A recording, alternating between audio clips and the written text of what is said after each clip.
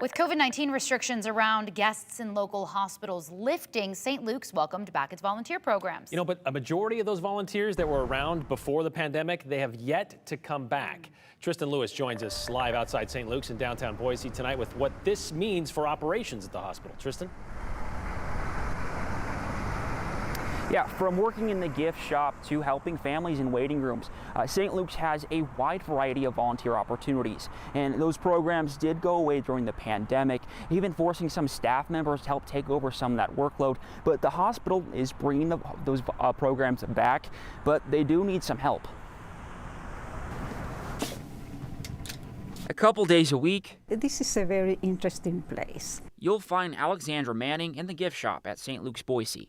And I have the fortune to meet a lot of people here. Manning is a volunteer at the hospital, something she's been doing since 1996. We were driving with my husband. I saw a big building, and I say, "What is that building?" And he said, "This is an hospital." And I say, "I'm going to be a volunteer." So what happened? 2 months later, I was working as a volunteer, and since then, I'm here.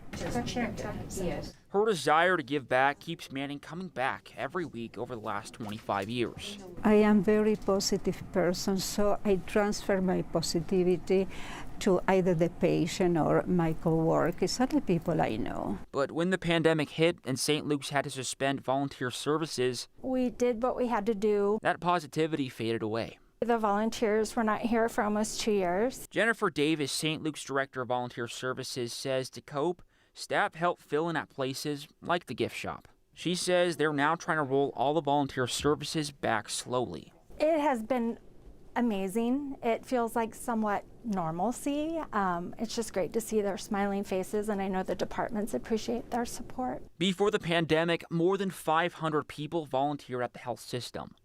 Since reinstating volunteer services, they only have about 200. We have lost those that, wanted to retire from volunteering, or they do feel uncomfortable, but the most part, everyone has been wonderful wanting to come back and help our community. St. Luke's hopes to allow volunteers to work with patients and their families again soon. It would be the ED, PACU, we have Mended Hearts that is coming, and pediatrics. So they need to fill 50 more volunteer positions.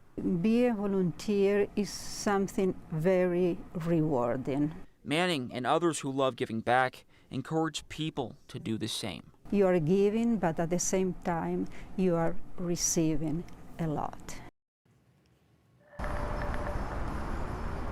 And Manning tells me that she wants to work and volunteer in the hospital for as long as she can. And if you want to be just like her, you have to be at least 18 years old or older and be vaccinated against COVID-19 to do so.